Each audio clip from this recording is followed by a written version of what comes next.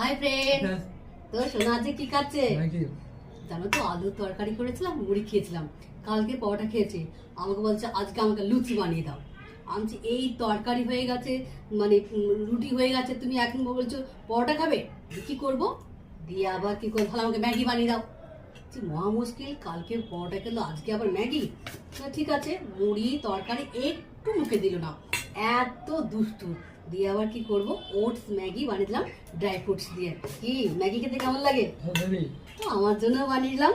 ব্যাস, মুড়ি আলু তরকারি পড়ে রইলো, আর মুড়ি আবার টিনে ঢেলে দিলাম, দিয়ে খাবে না। ব্যাস, ওটস ম্যাগি খেতে ভালোই লাগে, তাই তো? আর মাঝে মাঝে বাচ্চাদেরকে দিলে একটু মনটাও ভালো লাগে, তাই তো? তাই দিলাম, কি করবো বলো? নাই যদি খায় তাহলে কি করে, খারাপ লাগে না বলো?